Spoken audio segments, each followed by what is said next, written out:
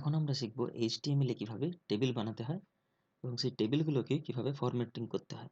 তার জন্য কিছু অ্যাট্রিবিউট ইউজ করতে হয়। সেই অ্যাট্রিবিউটগুলো অ্যাডভান্স লেভেলে কতটা শেখা যায় সেটা আমরা দেখব। তো ফার্স্ট আমরা যেটা করব সেটা হচ্ছে অ্যাজ ইউজুয়াল একটা এইচটিএমএল ডকুমেন্ট ওপেন করব। তার জন্য নোটপ্যাড ওপেন করতে হবে আমাদেরকে। NOTEPAD নোটপ্যাড লিখলাম, চলে এলো। নোটপ্যাড ওপেন করলাম।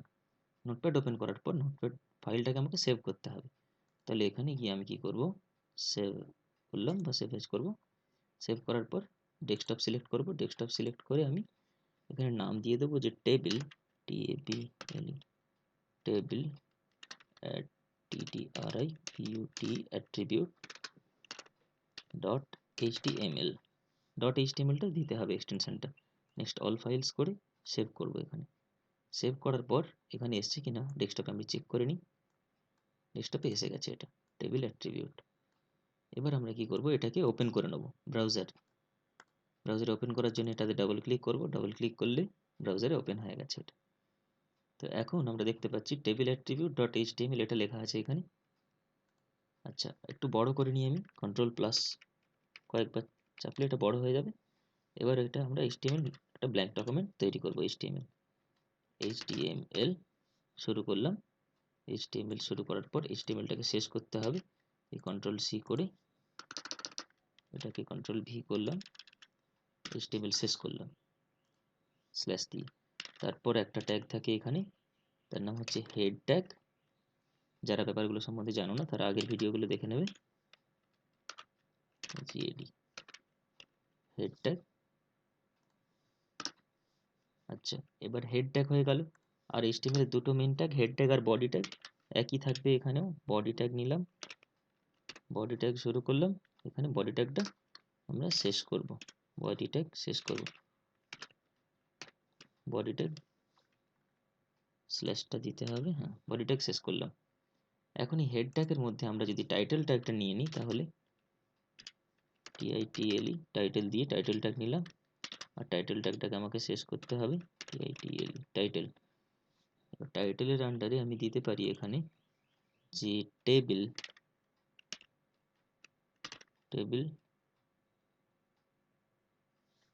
হয়ে গেল ইন HTML।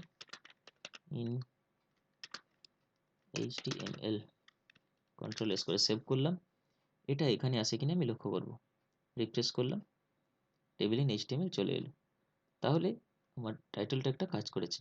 নেক্সট আমরা বডি ট্যাগের ভেতরে গিয়ে এখানে আমরা হেডিং দেবো একটা।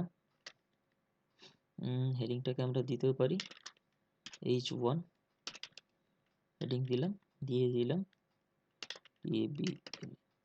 টেবিল ইন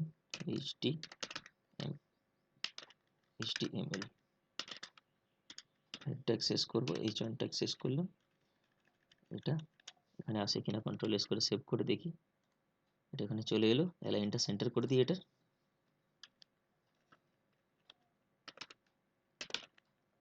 অ্যালাইন সেন্টার করে কন্ট্রোল এস করে সেভ করে দেখি অ্যালাইনটা সেন্টার হয় কিনা।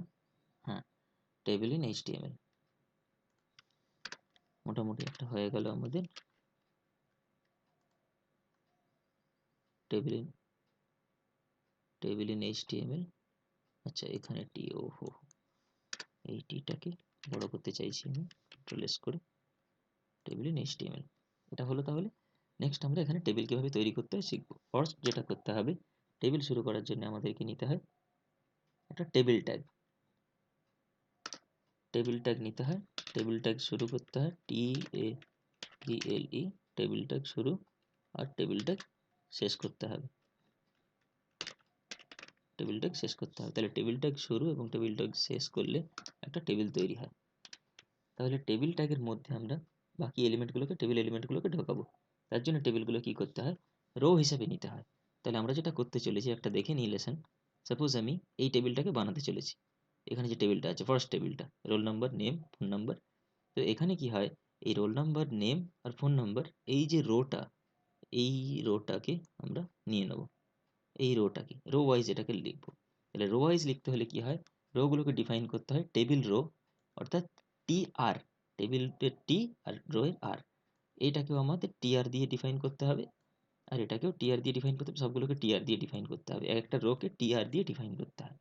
আর একটা যে ডেটা টেবিলে সেটাকে টিডি বা টেবিল ডেটা দিয়ে ডিফাইন করতে হয়, টেবিল ডেটা ট্যাগ। তো এটার জন্য আমরা টেবিল রো ট্যাগ ইউজ করব পুরো লাইনটার জন্য, আর এক একটা ডেটার জন্য টেবিল ডেটা ট্যাগ। কিন্তু এটাতে যেহেতু হেডিং, তাই টেবিল হেডিংগুলো আমরা টিএইচ ট্যাগ দিয়ে মেনশন করব। তাহলে কিভাবে হবে জিনিসটা দেখে নিই আমরা। কোডে চলে যাই, কোড সেগমেন্টে গিয়ে, আচ্ছা এখানে গেলাম, এখানে গিয়ে আমরা কি করব না, টেবিল এর আন্ডারে আমরা টেবিল রো বা টিআর নিয়ে নেব। টিআর শুরু যেটা করব সেটা কিন্তু ইমিডিয়েট আমাকে শেষ করতে হবে, ইমিডিয়েট শেষ করতে হবে টিআর। টিআর শেষ করার পর এই টিআর এর মধ্যে একটা রো বানাতে হবে আমাদেরকে, টেবিল রো। টেবিল রোতে কি কি আছে আমরা দেখে নিই আগে। এলিমেন্টগুলো এখানে নিয়ে চলে আসি কপি করে, এলিমেন্টগুলোকে নিজে লিখতেও পারো, কোনো অসুবিধা নেই, আর এলিমেন্টগুলোকে কপি করেও আনা যেতে পারে। সাপোজ এটা নিয়ে আসতে চাইছি আমি, কন্ট্রোল সি করলাম, আচ্ছা কন্ট্রোল ভি করলাম, নেক্সট আমরা আবার কন্ট্রোল সি করব, আর এখানে আমরা কি করব, কন্ট্রোল ভি করব, আর পরের লাইনে একইভাবে কন্ট্রোল সি করব, কপি করে এখানে এসে কন্ট্রোল ভি করলাম। তাহলে এই টেবিল রোতে এই তিনটে থাকবে। পরের যেটা টেবিল রো, সেটা আরেকটা টেবিল রো ওপেন করব আমরা, টিআর টেবিল রো ওপেন করব।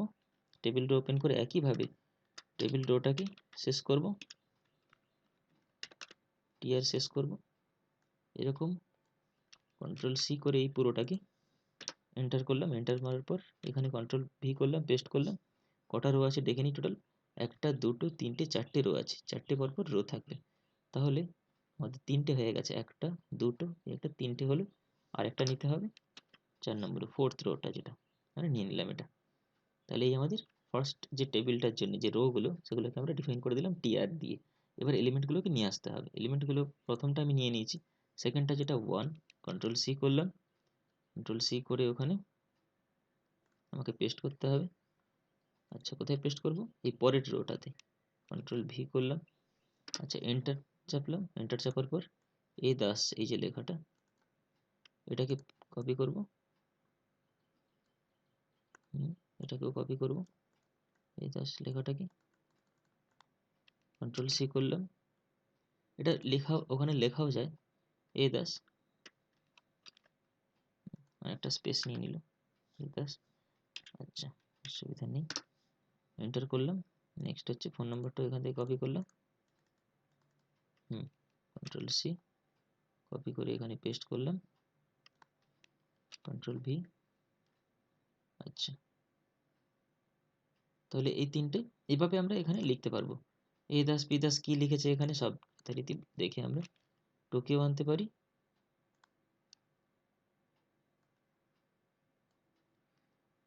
আচ্ছা নেক্সট আমি এখানে গিয়ে পেস্ট করি, কন্ট্রোল ভি। আচ্ছা সেকেন্ড যেটা পি রে, কন্ট্রোল সি, কন্ট্রোল ভি, পি রে।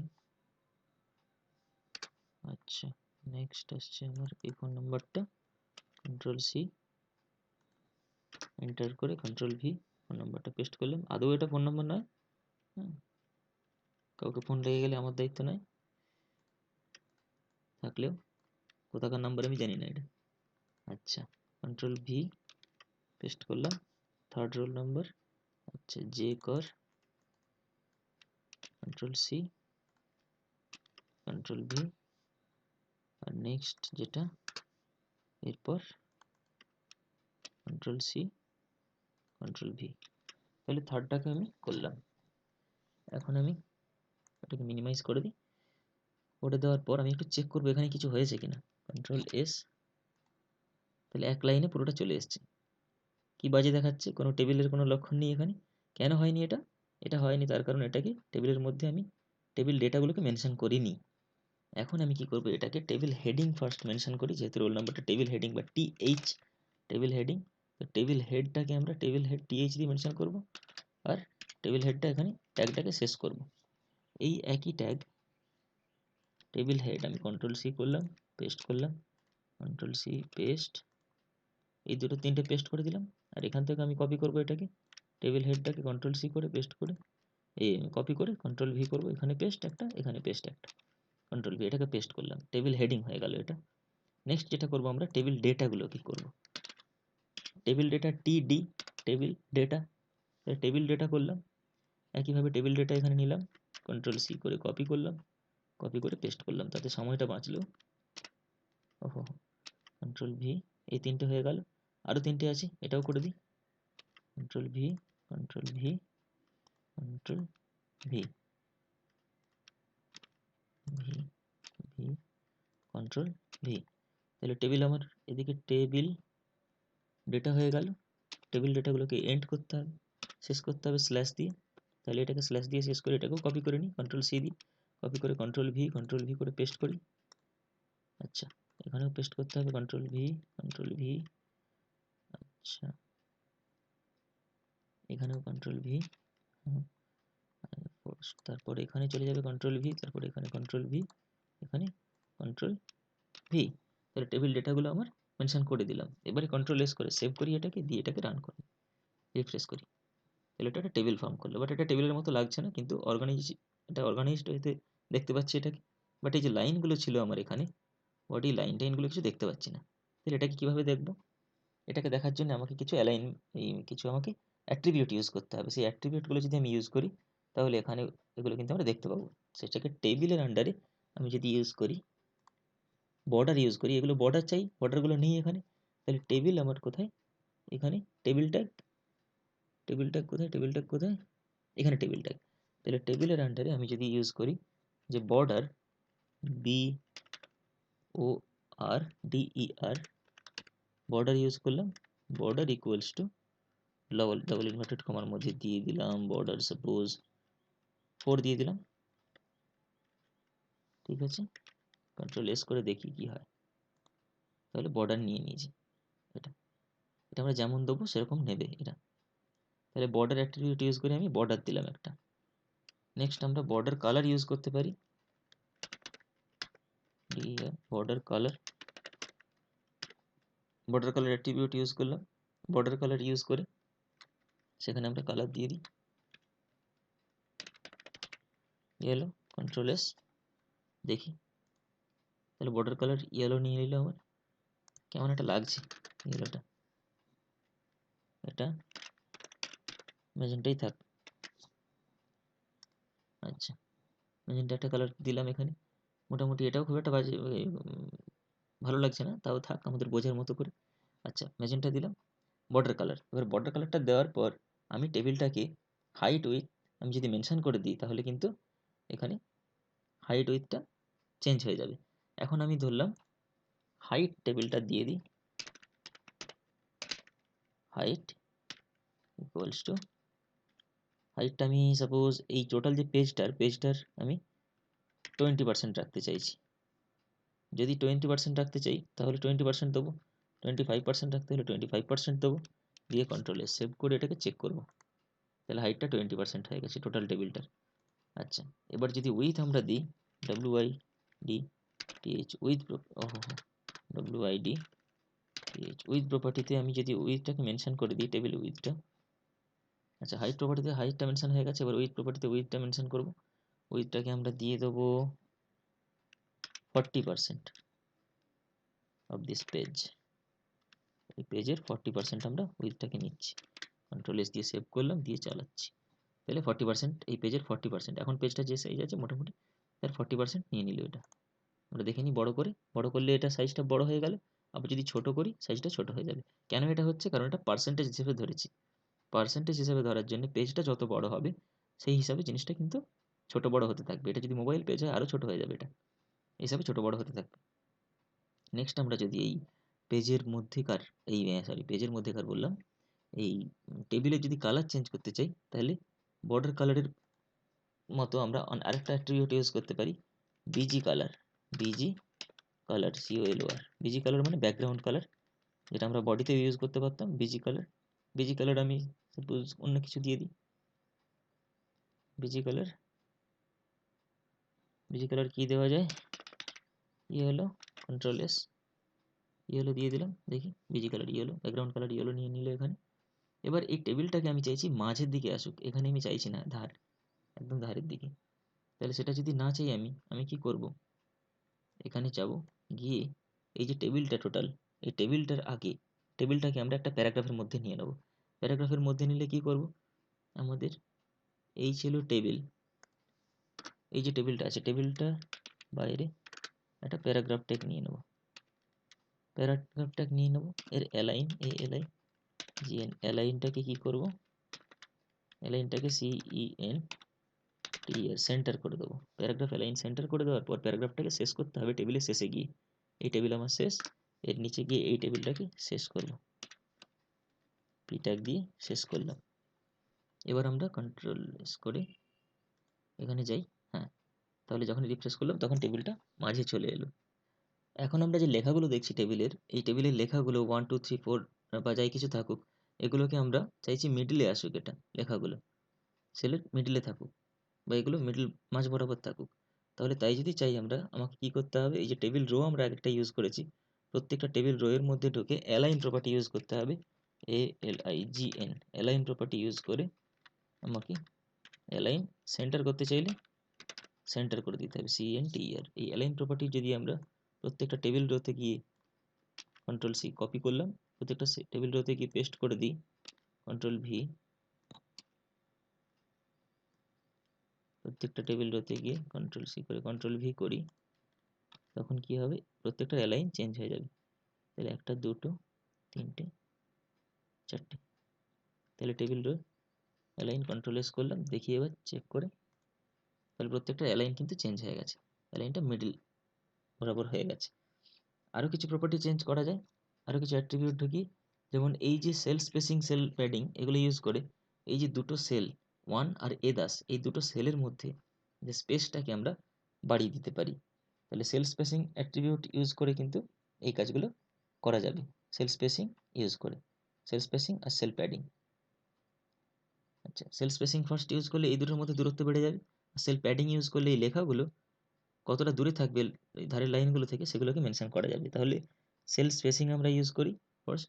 সেল স্পেসিং আমরা কোথায় ইউজ করব, সেল স্পেসিং আমরা ওই টেবিল ট্যাগের মধ্যে গিয়ে ইউজ করে দেবো।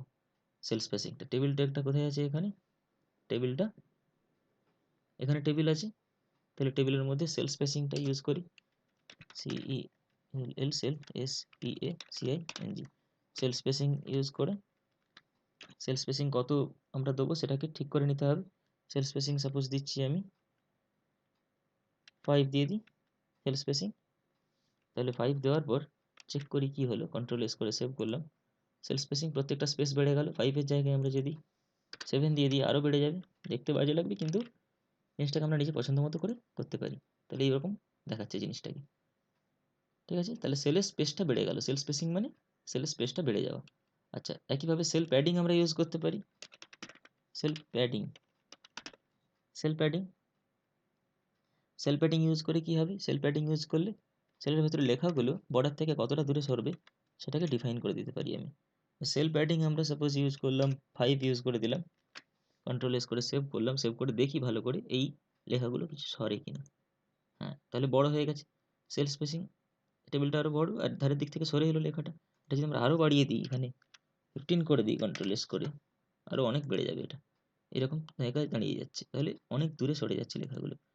এখন আমরা এটাকে 5 6 কিছু একটা রেখে দেবো জায়গাতে, কন্ট্রোল এস করে 6 রেখে দিচ্ছি, তাহলে এই আকারে টেবিলটা দেখাচ্ছে। এখন সেল স্পেসিং আর সেল প্যাডিং আর কোনো সমস্যা নেই আশা করি। সেল স্পেসিং আর সেল প্যাডিংটা, সেল স্পেসিং সেল প্যাডিং করে আমরা এভাবে চেঞ্জ করতে পারি, এখানে করলে আরও ভালো করে বোঝা যাবে জিনিসটা। সেল স্পেসিং আর সেল প্যাডিং যদি কাজ করেছে। আচ্ছা, নেক্সট আমরা যেটা দেখব সেটা হচ্ছে এই যে অ্যালাইনমেন্টগুলো, লেখাগুলো কোথায় আছে একটা সেলের মধ্যে সেটাকে আমরা ঠিক করতে পারি। প্রত্যেকটার অ্যালাইনকে যদি চেঞ্জ করতে হয় ধরে ধরে, তাহলে ভি অ্যালাইন বলে একটা প্রপার্টি আছে, প্রত্যেকটা টেবিল হেডিং বা টেবিল রো এর মধ্যে ইন্ডিভিজুয়ালি গিয়ে গিয়ে সেগুলোকে চেঞ্জ করতে হবে। সেল প্যাডিং যেটা, সেল প্যাডিংটার প্রপার্টিটাকে আমি 1 করে দিচ্ছি এখানে। সেল প্যাডিংটা 1 করার পর কি করব, এখানে এই যে টেবিল রোটা মানে ফার্স্ট যে টেবিল রো যেটা যেটার আন্ডারে টেবিল হেডিংগুলো আছে, সেই টেবিল হেডিংগুলোকে আমি যদি V align GN property use করি, ইকুয়ালস টু দিয়ে যদি আমরা করি টপ, টপ করে দিই, কন্ট্রোল এস চাপলাম, কন্ট্রোল এস চাপার পর আমরা রিফ্রেশ করলাম, এগুলো সব চলে গেল কোথায়? টপে চলে গেল।